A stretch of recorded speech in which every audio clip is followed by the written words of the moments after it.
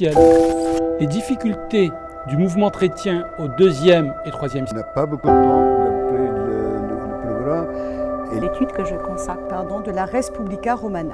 Exploiter au première vue, rien à voir avec ce...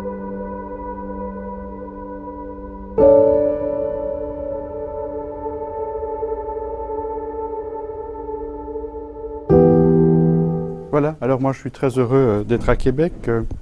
Je trouve que je ne viens pas à Québec assez souvent. Je crois que j'ai donné 3 ou 4 conférences en 20 ans et c'est peut-être pas à la gloire de, comment dirais-je, la bonne entente ou la collaboration qui pourrait être menée. Et je trouve que on devrait se voir plus souvent, que ce soit nous, les gens de Montréal à Québec et vice-versa. Donc, ceci étant dit, on va parler aujourd'hui d'un sujet, la cité grecque interroge l'oracle ou comment concilier piété et souveraineté. Le sous-titre est intéressant, je crois, de la déconstruction de certaines certitudes antiques et modernes. Une introduction. En 352, les Athéniens et les Mégariens se disputent à propos de terres interdites à l'agriculture dans le domaine d'Éleusis. Les Athéniens décident de prendre le taureau par les cornes et nomment un collège qui comprend 15 citoyens, toute la haute organisation publique, et quand je dis toute, c'est toute, les archontes, les stratèges, la boulée et l'aréopage. C'est difficile de faire mieux. La haute organisation religieuse privée, les prêtres d'Éleusis, l'administration locale, les péripolarques et les démarques. Cette guéguerre implique la consultation par les Athéniens de l'oracle de Delphes lui-même et illustre l'implication de l'État athénien dans les questions religieuses, les interférences entre droit public et privé et bien entendu les relations internationales. Le processus des consultations oraculaires par un État-cité a été très mal étudié, si bien que nous nageons encore aujourd'hui dans une mer de parti pris qu'il faut dénoncer. La divination grecque, d'abord, n'est pas marginale, elle n'est pas bizarre. Elle est rationnelle pour un esprit grec et elle est imbriquée, et tout naturellement, dans tous les secteurs de la vie, y compris la politique et l'art militaire. Interroger le Dieu permet aux particuliers d'échapper à l'angoisse d'une décision dont la part d'inconnu est trop grande. Est-il avantageux pour moi d'élever des canards ? Demande un consultant à l'oracle de Dodone. Quelle que soit la réponse, l'angoisse aura disparu et notre quidam a élevé ou non des canards en étant persuadé que Zeus lui avait indiqué le meilleur chemin. Les oracles jouent-ils ce rôle anxiolytique à l'échelon public également ? On pourrait le croire. Les déclarations des devins ambulants, les présages hantent les tragiques et les historiens antiques. Même les grands sceptiques, Thucydide et Polybe, y font allusion. 2 sanctuaires aussi, Delphes et Dodone, sont partout cités dans la littérature pour leur immense influence politique. Pourtant, ce que les savants modernes acceptent pour les affaires de canards, ils le rejettent pour les affaires d'État. Le recours par les cités aux oracles leur est toujours apparu comme foncièrement irrationnel. Irrationnel est donc incompatible avec l'image d'Épinal que nous avons sur les Grecs en tant que fondateurs de la rationalité. C'est pourquoi, et depuis le XVIIe siècle et sans doute avant, on tend à nier tout pouvoir décisionnel à la sphère religieuse, parce que toute décision politique doit être prise au strict plan politique. Mais alors, comment expliquer la myriade de consultations oraculaires publiques ? Eh bien, c'est tout simple. Lors de la consultation, on suppose une manipulation malhonnête. Les États et les politiciens, qui sont rationnels, entre guillemets, et machiavéliques avant la lettre, exploitent les masses imbéciles avec la complicité intéressée des oracles, qui cherchent, eux, pouvoir et profit. Soit les politiques dictent aux oracles leur volonté, soit encore les centres oraculaires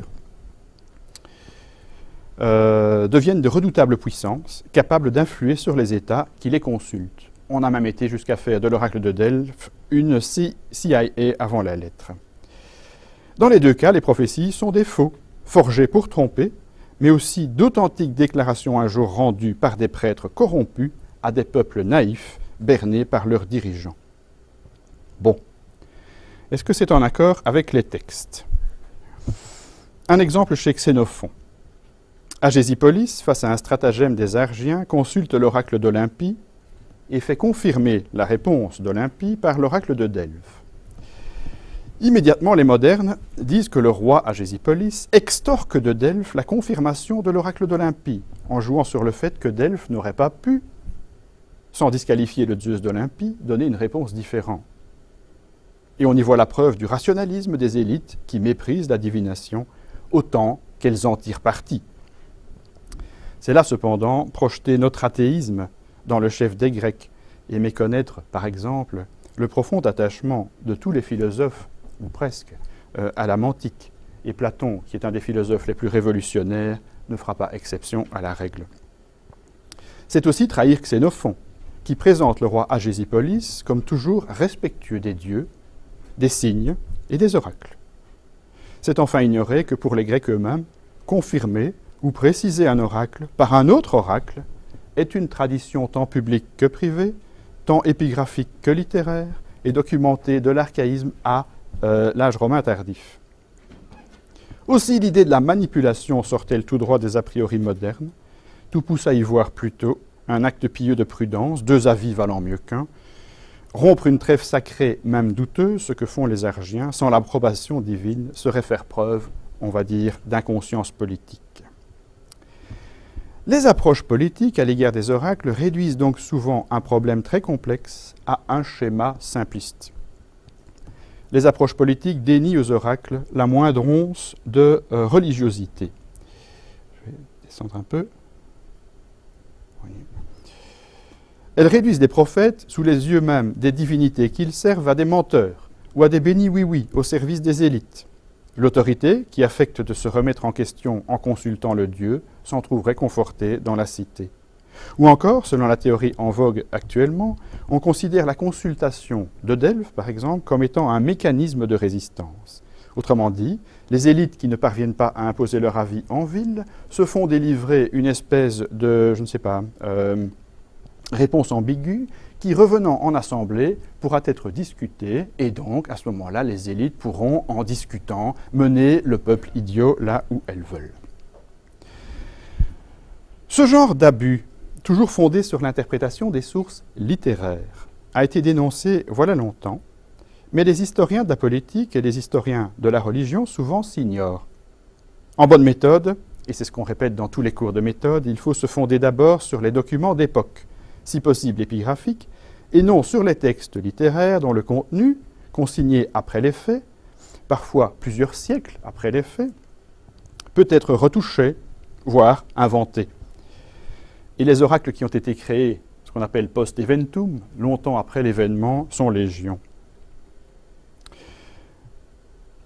Joseph Fountainrose, en 1978, a démontré que les oracles qui comportent ce qui semble à nos yeux toutes les caractéristiques de la mantique grecque, à savoir l'ambiguïté, toujours mal comprise,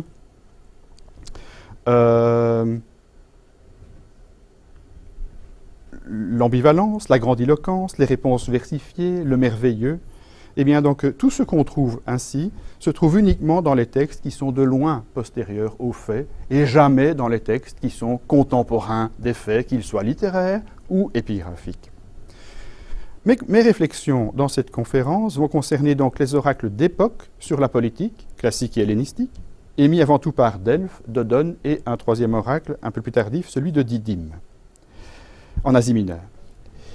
L'image qui s'en dégage est uniforme, elle est incroyablement logique et elle est incroyablement aux antipodes des traditions littéraires. Elle permet par ailleurs d'approcher les mécanismes institutionnels que les sources littéraires ne révèlent jamais. Faute de documents directs, par ailleurs, l'époque archaïque sera laissée de côté, puisque nous n'avons pas de documents d'époque pour l'époque archaïque. On en a quelques-uns et vous verrez qu'ils viennent confirmer ce que je vais vous dire. Avant d'analyser maintenant, dans les inscriptions, les procédures par lesquelles la cité aborde les dieux, qui est le centre de la conférence, je dois brièvement abattre 2 idées reçues et solidaires. La première, c'est que les oracles sont avant tout consultés par les cités, et deuxièmement, que la grande politique est le fer de lance de l'activité des oracles. C'est ce qu'on trouve dans la plupart des traités de religion grecques, mais bien davantage encore dans les traités d'histoire politique. Première question. Les manteia, les oracles, étaient-ils avant tout consultés pour des raisons publiques? La réponse est non. Nous disposons désormais d'une édition critique de toutes les questions posées à Dodone, aujourd'hui accessible, environ 200 textes authentiques, gravés sur plomb au moment même de la consultation. Ces textes ont désormais été pourvus d'une datation précise par l'éditeur, Éric Loth, en 1996 ou 17, je ne sais plus, textes qui vont de 525 à 167, date de la destruction de l'oracle. Et, toutes époques confondues, les questions publiques n'excèdent jamais 10%, ce qui signifie que 90% des interrogations, et dès le 5e siècle avant Jésus-Christ, ont toujours été privées. La tradition littéraire de Dodone laissait prévoir l'exact opposé, avec une majorité écrasante de consultations publiques. L'épigraphie contredit donc sans appel l'image que les Grecs avaient eux-mêmes de leur propre sanctuaire, ce qui est un phénomène insidieux, évidemment. Deux vérités dans le chef des Grecs. Il y a de quoi tromper les modernes. La situation semblerait inversée à Delphes, où seulement 10% des consultations seraient privées. Et c'est ce que mes collègues, quand je leur expose mes idées, donc évidemment ne ratent jamais de me mettre sur le nez. Mais il faut relativiser. Apollon, à Delphes, ne dédaignait pas les questions privées, mais aucune source ne les a conservées. En effet, graver des oracles sur pierre est un luxe que seuls les riches et les États peuvent assumer pour en faire étalage. Pour le dire autrement, la question dodonéenne relative au canard n'avait aucune chance d'être gravée sur pierre, ni d'ailleurs de passer dans un auteur littéraire. C'est pourquoi le corpus dodonéen, qui est gravé sur petites lamelles de plomb, n'est-ce pas, c'est-à-dire un support qui n'est absolument pas cher, est absolument inespéré car il a préservé indistinctement tous les types de questions. Alors qu'à Delphes, nous n'avons conservé que les questions qui valaient la peine d'être gravées sur pierre. Deuxième idée à abattre, la grande politique est-elle le fer de lance de l'activité oraculaire? Revenons à Dodone. Pour Dodone, oui. Tant les textes littéraires écrits après les faits que les auteurs qui parlent de l'oracle, comme Cicéron, indiquent que les questions visent d'abord la politique et surtout la guerre. L'épigraphie et quelques cas littéraires d'époque orientent une nouvelle fois à l'opposé. Sur 17 questions civiques disponibles à Delphes, une seule concerne la politique étrangère. C'est une sympolitie, disons une alliance. Nous avons une question sur l'émigration, 3 questions de petite politique interne, 3 questions sur des affaires proprement religieuses, publiques mais religieuses, 3 autres évoquent une souillure, que je cite, une épidémie, des intempéries inquiétantes et un signe apparu dans le chêne. C'est évidemment pleinement politique parce qu'on a peur qu'une souillure, peut-être privée ou particulière, ne déteigne sur toute la cité. 5 questions enfin sont publiques, mais dont le vague est à l'opposé des questions précises de type littéraire, et je vais citer. Qu'est-ce qu'on demande à l'oracle de Dodone?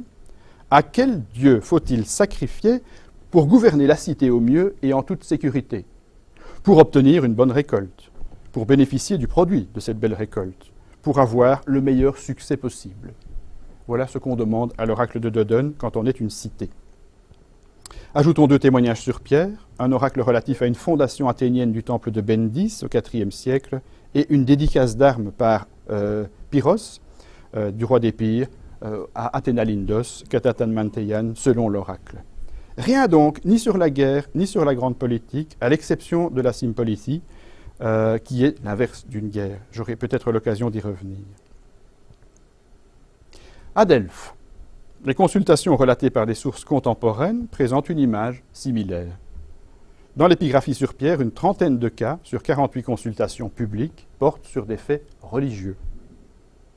Il existe quelques rares cas qui concernent la politique, interne ou externe. Nous avons à traiter entre Philippe II et les Chalcidiens, la sauvegarde de la cité de Pharos, la désignation de magistrats athéniens avec l'aide de l'oracle, et enfin les reconnaissances d'asilie, phénomène auquel je reviendrai plus tard. A l'inverse, dans les consultations publiques relatées dans la littérature, nous avons 11 consultations, 8 politiques pour seulement 3 religieuses, toujours cette fameuse inversion entre ce que présentent les sources épigraphiques et les sources littéraires. Dans un article fondateurs. Robert Parker, qui est probablement l'auteur que je révère le plus en matière de religion actuellement, écrit « Dans le monde ancien, les affaires militaires sont la sphère d'activité par excellence de la divination. » Bien. Et il cite pour cela 11 oracles provenant de sanctuaires au 5e et 4e siècle. 7 viennent d'Hérodote, 2 de Pausanias, 1 de Cicéron, tous postérieurs et de très loin au fait. Seul un témoignage, celui de Thucydide, relatif à la consultation delphique des Spartiates avant la guerre du Péloponnèse, est d'époque. Et bien entendu, tout le monde me le remet sur le nez aussi. Mais ce témoignage est-il fiable ? À vrai dire, je n'en sais rien. Je souligne quand même que l'honnête Thucydide note « hos legotai », à ce qu'on rapporte. Et rien ne dit qu'il ait pu interroger lui-même les ambassadeurs spartiates qui ont été interrogés la Pythie. Certains Athéniens croyaient à cette prophétie, ça c'est sûr. Mais ceux qui m'accuseraient de déprécier facilement Thucydide sont eux-mêmes coupables de raisonner comme si l'historien avait lui-même entendu la réponse delphique, ce qui est une autre grave erreur méthodologique. De toute façon, à part cet exemple, aucun oracle rapporté par un texte contemporain ne cautionne une déclaration de guerre.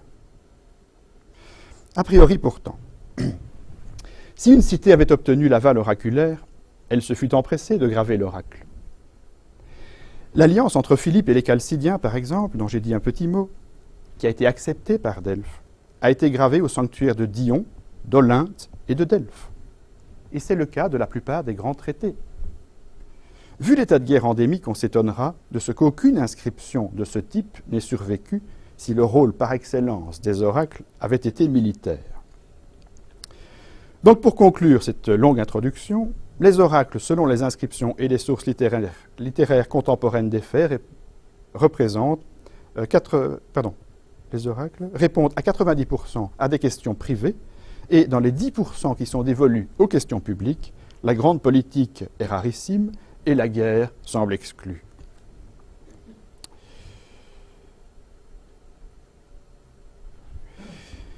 Comment consulte-t-on l'oracle ? Quelques questions de procédure. Et la question à résoudre est simple. Où se situe le pouvoir politique par rapport à l'oracle qui a été rendu ? En d'autres termes, l'Assemblée du peuple athénien, par exemple, s'arroge-t-elle un droit délibérant sur les oracles qui ont été reçus ? Selon Robert Parker, les oracles, parfois, en matière politique, et j'aime bien le parfois, qui est typique de Robert Parker, n'est-ce pas, provoquaient le débat par ce qu'il appelle « a riddling speech », c'est-à-dire donc un discours fait d'énigmes, qui forçait l'État, jusque-là paralysé, à trouver une solution autour d'une réponse oraculaire qui est certes ambiguë, mais qui est considérée comme véridique.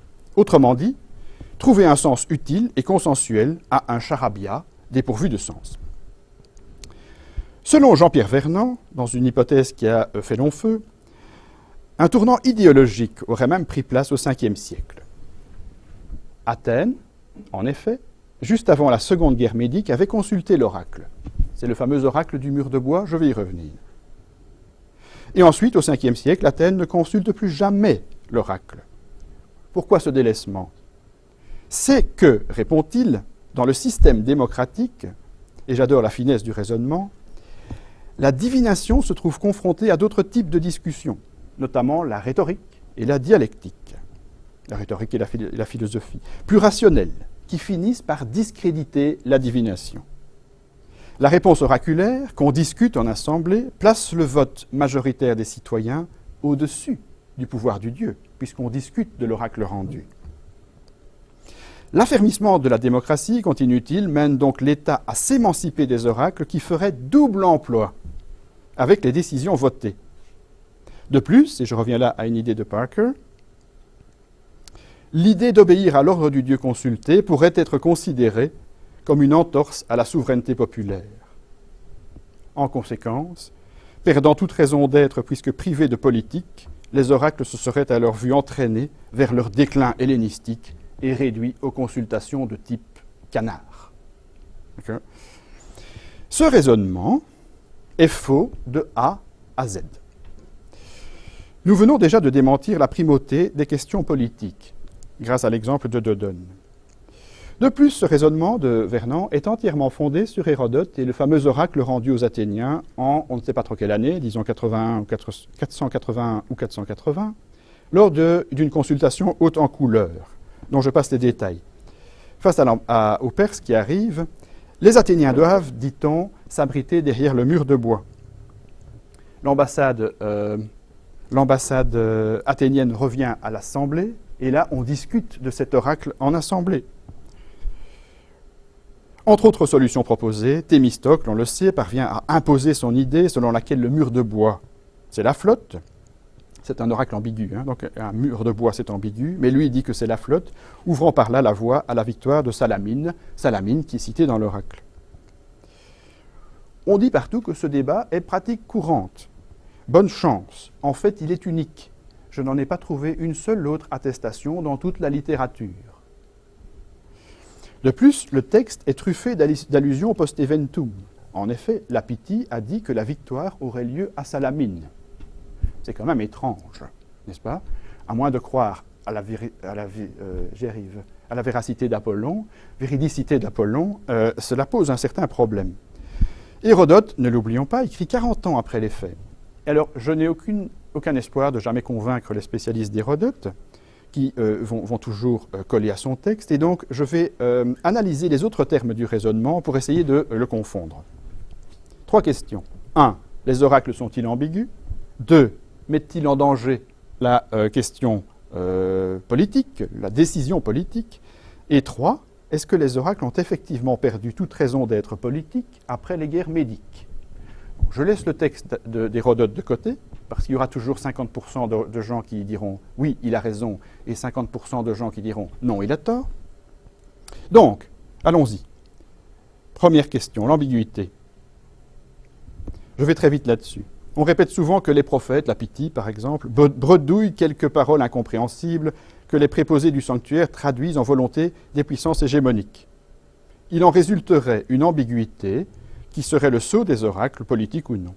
Or, tous les chercheurs qui ont de près ou de loin travaillé sur les oracles sont d'accord au moins sur une chose, c'est que les prophètes s'expriment en termes intelligibles, et même dans la plupart des oracles légendaires qui sont par exemple transmis dans la tragédie grecque. C'est une pitié quelque part qu'il faille encore et toujours réaffirmer ce point, en partie à cause de la fascination exercée par l'œuvre d'Hérodote, qui est transie de fascinant double entendre. Encore une fois, toutes les réponses alambiquées sont transmises par qui? Par les seuls textes de loin postérieurs aux faits. Il faut donc soigneusement distinguer entre l'omniprésence de l'ambiguïté dans l'image littéraire que les Grecs forgeaient eux-mêmes de leurs oracles et l'absence totale d'ambiguïté oraculaire dans la réalité de l'épigraphie ou des témoignages contemporains de la littérature. À Delphes, une seule inscription du IIe siècle, me dit-on, est ambiguë. Mais elle n'est ambiguë que parce qu'elle est restituée. Et la restitution ambiguïse l'oracle. C'est assez intéressant. Les quelques réponses notées sur les lamelles de plomb de Dodone, où d'habitude on n'a que la question, mais parfois au verso on a la réponse, sont tous sauf obscures, quand la tradition littéraire à Dodone se complaît en réponse ambiguë. La consultation d'un sanctuaire apportait donc, au contraire, une réponse claire, par opposition aux collections ambulantes d'oracles qui existent également dans le monde grec et qui prennent plutôt le style Nostradamus, dont la versification ajoutait une touche au mystère. Mais l'idée d'un débat politique sur un oracle ambigu se trouve par ailleurs confirmée dans la pratique fréquente et ancienne que j'ai mentionnée à propos d'Agésipolis tout au début de la conférence. Dans le doute, on procédait à une seconde interrogation, et j'ai une quarantaine d'exemples pour montrer que ça n'est pas le fait du hasard, une seconde interrogation dans le seul but de préciser les dires du Dieu. J'en viens maintenant au cœur même de la conférence. À quel stade de la décision politique un État recourt-il aux oracles et comment obéit-il aux prescriptions reçues? Notre analyse, ici, se fonde sur plus de 30 inscriptions et quelques cas littéraires. Je cite un décret d'Érétrie, dont tout est perdu, sauf pour une fois ce qui nous intéresse. C'est un décret qui est daté de 300-275, qui précise la procédure de consultation. La Boulet, le Conseil, a dépêché des envoyés à l'oracle, je cite, pour demander aux dieux à propos des choses déjà votées par le peuple des Érythréens. Lors de la discussion sur un problème dont on ignore la teneur, l'Assemblée a voté, mais a décidé, après avoir voté, d'interroger l'oracle sur les choses votées. Le dieu déclare, nous le savons, par la suite de l'inscription, le dieu a déclaré ces choses votées comme étant bonnes et avantageuses pour la cité. Et nous savons que les décisions ainsi entérinées par l'oracle ont été mises en œuvre du seul fait que le texte a été gravé. Sinon, le décret serait resté lettre morte. De la réponse, nous pouvons déduire la question avec 100% de certitude, d'autant que nous avons quantité de parallèles. C'était une question en alternative fermée, à savoir, les choses votées sont-elles bonnes ou avantageuses pour la cité? Que peut répondre l'oracle à cette question? C'est pas compliqué. Oui ou non. Il n'y a pas d'ambiguïté, il n'y a aucun débat qui peut être prévu à l'Assemblée plus tard. Toutes les consultations publiques sur le culte sont similaires dans leur principe à celles qu'on vient de voir pour Érythrée. La plus ancienne est celle des Praxiergides relatives au péplos d'Athéna, ce qui nous amène à 460 avant Jésus-Christ, soit à peine 20 ans après le fameux oracle du mur de bois. Et nous avons là un oracle qui a 20 ans de distance, ce qui n'est pas énorme dans une société traditionnelle, montre bien qu'il n'y avait aucune ambiguïté possible. Qu'il s'agisse d'établir la prêtrise d'un culte d'Asclépios, d'élever des autels à Aphrodite et à Arès, de fonder un Asclépieion, de modifier vers 225 un culte d'Artémis, ou d'édifier un temple d'Aphrodite à Anaphée vers 100 avant Jésus-Christ, le processus est immuable. L'Assemblée, non sans tractation préalable que l'on devine entre les lignes, vote une résolution que l'oracle peut accepter ou refuser. Et la cité, à la fin, une fois que l'oracle a accepté, ou refusé, une fois que l'oracle a accepté, la cité décide de faire graver sur la même stèle à la fois le décret voté et l'oracle qui l'a confirmé. Oui, me direz-vous, mais qu'en est-il des cas politiques? Je commence par un texte littéraire d'époque. C'est Xénophon qui, vers 355, propose une réforme financière d'Athènes. Un texte qui est partout étudié pour son importance politique et financière, et donc dont tous les interprètes oublient de lire le dernier paragraphe. En effet, Xénophon termine par 3 notes purement et simplement religieuses. En gros, 1. Si vous votez en faveur de mes propositions, demandons à Delphes et à Dodone, double consultation, si cette réforme serait meilleure et plus avantageuse pour l'État. À savoir, une question fermée en alternative. Deuxième point, dit Xénophon, si jamais les oracles sont d'accord, on leur demandera quel dieu se concilier. Troisième point, une fois qu'on se sera concilié les dieux, je cite, agissant de concert avec la divinité, on peut s'attendre à ce que nos actions débouchent toujours sur quelque chose de meilleur et de plus avantageux pour la cité. Si la réponse est négative et que le dieu dit non, au mieux Athènes reverrait certains points du décret, au pire elle fermerait le dossier, mais nulle ambiguïté ne pourra jamais forcer l'Ecclésia à interpréter l'oracle. Nous ignorons si ce fameux texte de Xénophon a jamais été présenté aux dieux, mais ce qu'on sait, c'est que les sources épigraphiques tiennent exactement le même discours. Dans le fameux décret athénien de 352-51, sur le problème de bornage à Éleusis que j'ai cité tout au début, l'Ecclésia interroge la Pythie pour savoir si oui ou non certaines terres peuvent désormais être cultivées. Non, dit la Pythie, et ça clôt la question. Aucun décret n'a été gravé là-dessus, mais nous savons par les attidographes, les historiens locaux, qu'effectivement, une consultation a eu lieu qui s'est terminée par une réponse négative. Toutefois, l'Assemblée athénienne avait prévu de façon très minutieuse la façon dont la consultation aurait lieu, et c'est ainsi que nous avons, si vous voulez, la prévision de la consultation qui, elle, est gravée sur pierre. Et aux lignes 47-54, on ne prévoit sûrement pas une discussion, mais une obéissance à l'oracle. Est-ce que vous pouvez lire, là? Une fois la mission accomplie, qu'on révèle au peuple, c'est ici, qu'on révèle au peuple l'oracle, enfin que l'on agisse en fonction du texte indiqué par l'oracle, de façon à ce que les relations avec les deux déesses soient les plus pieuses possibles. Je ne vois pas de débat possible ici non plus. Cette procédure est à l'œuvre du 5e au 2e siècle avant Jésus-Christ. Je prends un exemple. L'entente conclue entre Philippe II et les Chalcidiens en 356 est certes entérinée par Delphes, mais seulement une fois le traité conclu entre Philippe II et les Chalcidiens, et selon la fameuse question en alternative. Est-ce que c'est meilleur pour nous ou non? Entre 230 et 220,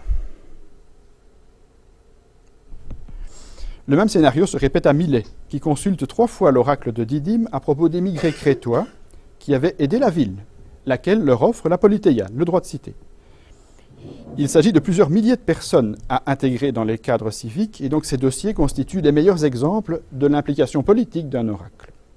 Que répond l'oracle? Le peuple des Milésiens demande... Que demande-t-on à l'oracle? Le peuple des Milésiens demande s'il est meilleur et plus avantageux d'admettre à la citoyenneté Drériens et Milatiens et de leur accorder des terres, etc. Les questions, déjà cadenassées par l'Assemblée, ont reçu une réponse non ambiguë qui ne demandait qu'à être obéie. Le cas le plus intéressant est de 180. Milet et Héraclée du Latmos concluent une isopolicie, disons une alliance, et les deux cités, Archonte, Boulay, Assemblée, élaborent un traité que le démos décide de présenter à l'Apollon de Didyme. L'oracle répond favorablement, et dans le texte, il est dit que les cités vont demander aux prêtres de prier au bon déroulement des opérations fixées par le dieu. Si elles ont été fixées par le dieu, elles n'ont pas été discutées en assemblée en retour. Au IIIe et IIe siècle, nous avons tous les dossiers d'asilie. L'asilie, en fait, est une protection qui peut être accordée aux participants de certaines fêtes religieuses et aux foires qui s'y tiennent, aux cités qui organisent ces fêtes, voire à tout leur territoire. Et pour faire bref, je dis que c'est également une mesure à l'encontre de la piraterie.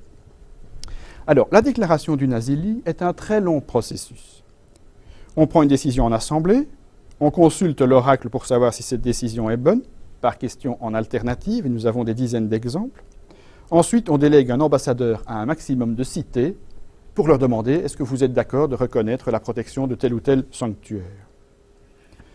Il y a même un cas assez exceptionnel où on voit que le dieu a été consulté alors que les ambassadeurs sont déjà partis. Ce qui signifie qu'il n'y a aucun danger que le débat revienne en assemblée puisque les ambassadeurs sont déjà partis. Je suppose qu'on avait mal calculé le planning, n'est-ce pas? On est en Grèce, n'est-ce pas? En général, remarquons d'ailleurs qu'à l'époque classique hellénistique, les oracles sont, pour ce qui est de la politique internationale, toujours favorables non à la guerre, mais à la paix et toutes les alliances possibles. Par ailleurs, tout le dossier épigraphique prouve le recours à des questions extrêmement précises.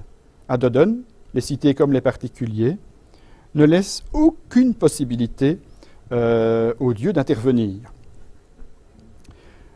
Ça n'est que dans les sources littéraires qu'on trouve cette question. Que devons-nous faire? Et le dieu répond par une réponse ambiguë. Au contraire, deux formes stéréotypées reviennent à Dodone. À quel dieu devons-nous sacrifier pour obtenir ceci? C'est-à-dire que le ceci, on veut l'obtenir. C'est déjà décidé, ça. La seule chose qui reste à décider pour le Dieu, c'est de savoir quel Dieu prier pour l'obtenir. Ou encore, bien entendu, est-il meilleur et plus avantageux de faire ceci? Oui ou non? Le même constat pourrait être fait à Delphes. Alors, de 460 à 150, où est-ce que je suis? Là.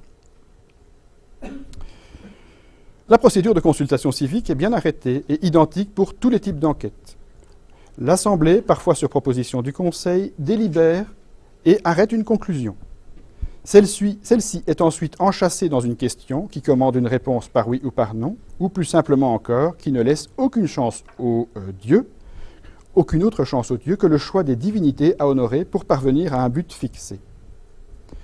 En verrouillant ainsi la décision par le vote qui clôt le débat, les États ne laissent au sanctuaire aucune occasion de s'immiscer par eux-mêmes dans le concert politique de la Grèce. Il s'agit donc d'inverser la proposition de Jean-Pierre Vernant. Le débat public a bien lieu, mais il a lieu avant l'ambassade à l'oracle et non après. Les Grecs, qu'on dirait aujourd'hui proactifs, n'importunaient pas l'oracle avec un problème, mais proposaient au dieu d'approuver une solution. Cela change les perspectives sur la gestion politique. Mais les habitudes modernes ont la vie dure. Et quand les inscriptions sont assez loquaces, on m'a déjà fait remarquer que l'oracle donne systématiquement son aval à toutes les demandes politiques qui ont été soumises. Ah, c'est la preuve qu'ils sont à la botte des grandes puissances. Eh bien oui, peut-être. Peut-être. Aussitôt demandé, aussitôt accordé. Il y a un mais. Il y a un grand mais, avec un grand M. Ce serait vrai si nous avions des exemples épigraphiques de questions tendancieuses. Or, une nouvelle fois, les chercheurs, aveuglés par leurs a priori, escamotent une donnée capitale. À l'inverse encore de l'image littéraire de la divination, aucune question, je répète, aucune question connue par l'épigraphie ne présente une once de malhonnêteté. Dès lors, si la question est sans tromperie, pourquoi l'oracle désapprouverait-il l'assemblée? Ou les élites même qui guident l'assemblée? L'oracle, en fait, ne peut que conférer son aval à une proposition honnête qui a été établie en accord avec les traditions ancestrales. Et ici, quelque part, s'évanouit le mythe de l'influence des puissants. Bien des inscriptions débutent simplement par « le Dieu a rendu son oracle » ou encore « le Dieu a ordonné ». Et ensuite suit le texte de l'oracle, dans une spontanéité qui cependant n'est qu'apparente. À l'analyse, l'oracle inscrit n'est autre que l'un des termes de l'alternative qui a été proposée par la cité dans son décret. Cette quête à l'honnêteté de la décision politique est remarquablement eusébèse, pieuse, si vous voulez. Visiblement, la police, la ville, l'État-cité et ses classes dirigeantes ne considéraient pas le Dieu comme cette figure factice, chère aux modernes, dont on cherchait l'accord de pure forme, dont on pouvait discuter les arrêts en fonction d'ambitions personnelles ou extorquer des vérités truquées pour imposer sa politique, toutes choses de l'ordre de l'anosion, de l'impie et de l'asébès, disons, impiété en général.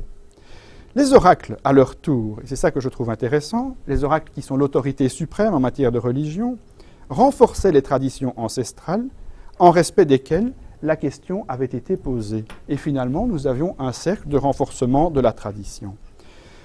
Un parfait exemple de recouvrement, en anglais on dit embeddedness, entre politique, religion et patria, les traditions. Vu sous cet angle, il me semble qu'on ne peut plus prétendre que les élites aient jamais recouru au fameux mécanisme de résistance à l'autorité pour avaliser leur bon vouloir, comme le dit Robert Parker, « to eliminate disorder », car les décisions de l'oracle non seulement avaient déjà fait l'objet d'un consensus en assemblée, mais d'un consensus pieux. Donc,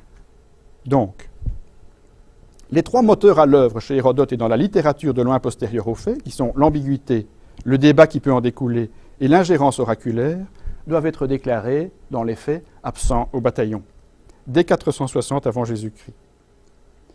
Il reste une chose, et je crois que j'ai juste encore 5 minutes pour terminer, 5-6 minutes. 10, parfait. Il reste une chose à vérifier dans l'argumentation de Jean-Pierre Vernant. Athènes a-t-elle renoncé à débattre des oracles rendus après 480 pour des raisons politiques? C'est-à-dire qu'il y aurait eu ce fameux changement, je ne sais plus comment je l'avais dit, c'était un changement...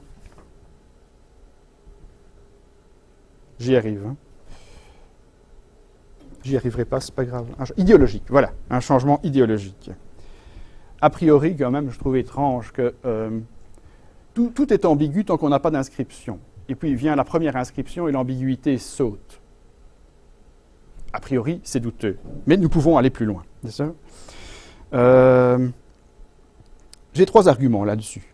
D'abord, un des premiers oracles épigraphiques conservés, de l'oracle de Didyme, daté par l'épigraphie, par la forme des lettres, de 550 avant Jésus-Christ. 550, c'est l'époque de Crésus. C'est l'époque de la divination fleurie, l'époque de l'ambiguïté, l'époque de tout ce que vous voulez. Et dans cet oracle, qu'est-ce qu'on a? La formule traditionnelle, dans la réponse, il est meilleur et plus avantageux.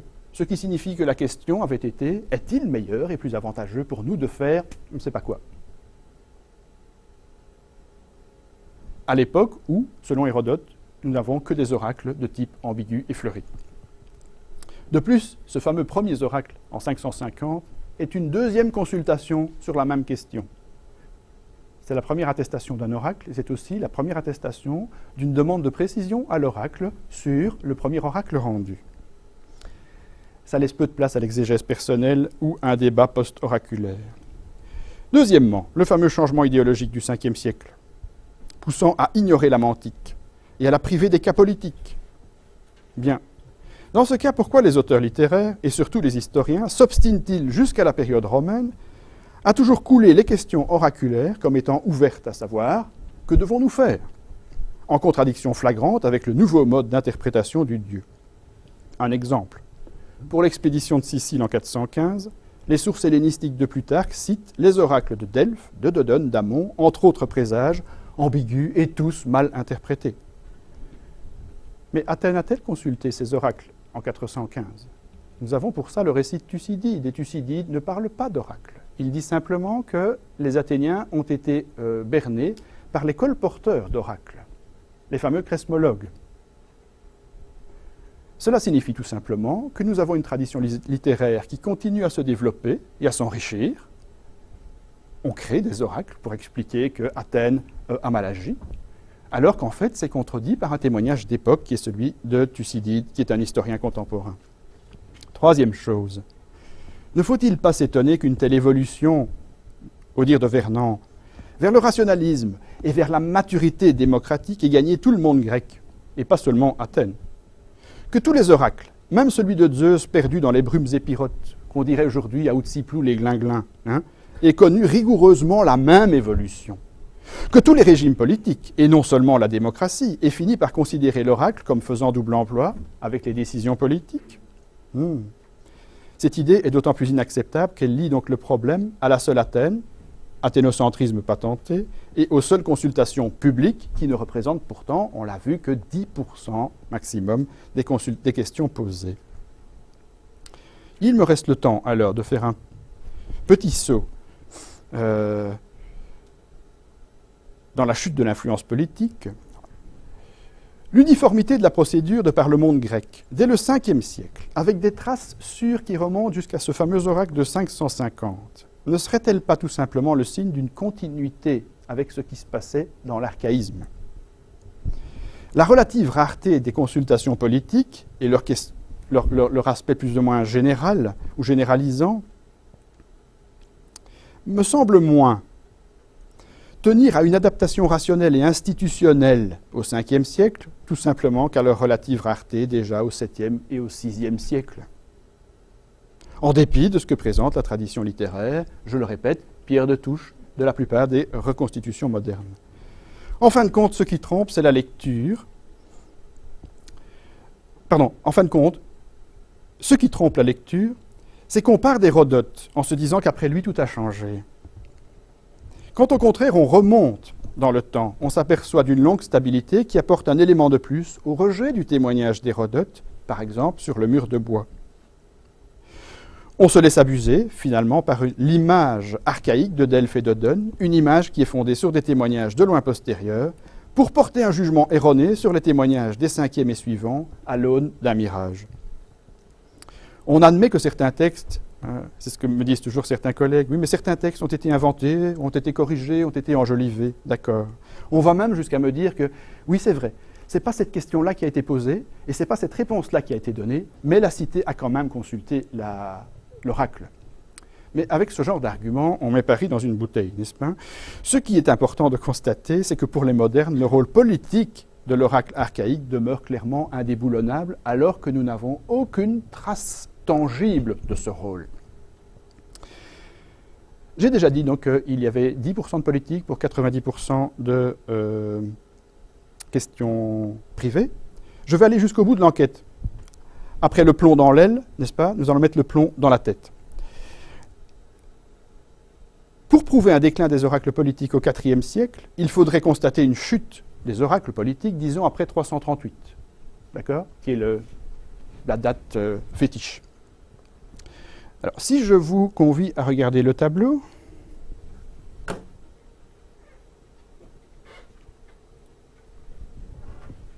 vous avez les dates, vous avez Delphes, Dodone, Didyme. Si vous voyez une évolution qui montre que la politique diminue, dites-le moi. Bien sûr, il n'y a pas beaucoup à Dodone, on l'a vu, il n'y a aucune évolution, ça reste remarquable.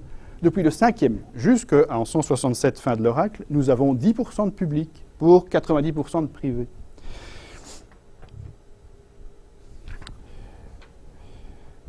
À Delphes et à Didyme, les fragiles échantillons confirment en gros la tendance.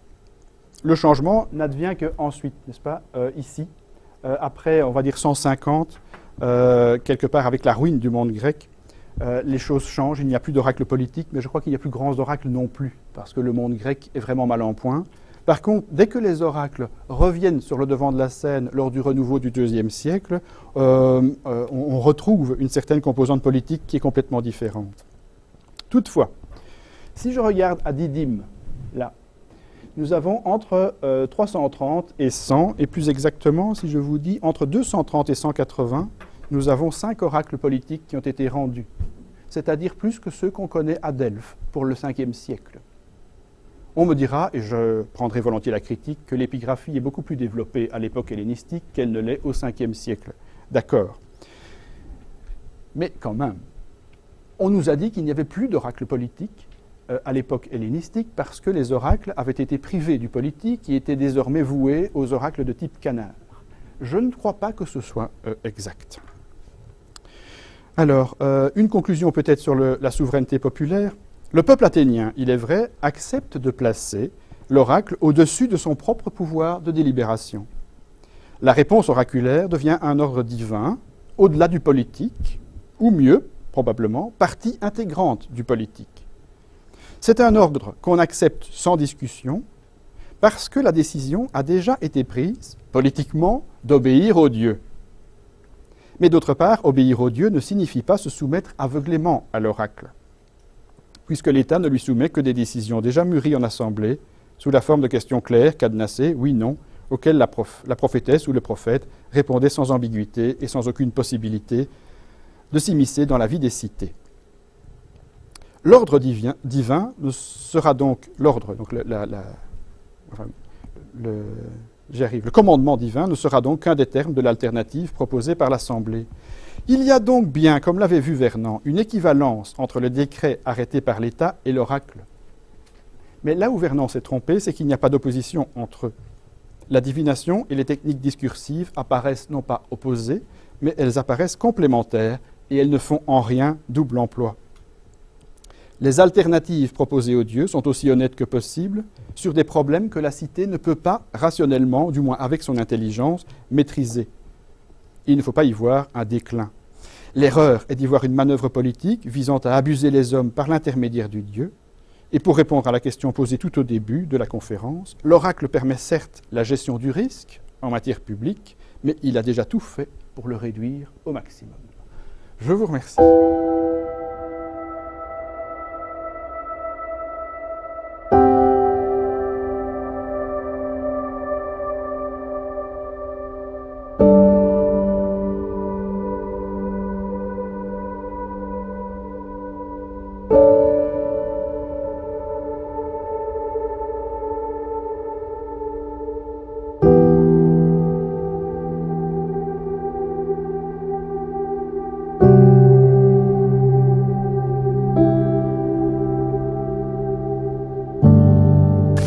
Les difficultés du mouvement chrétien au IIe et IIIe On siècle. n'a pas beaucoup de temps d'après le programme.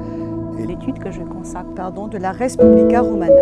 exploiter Première vue, rien à voir avec ce...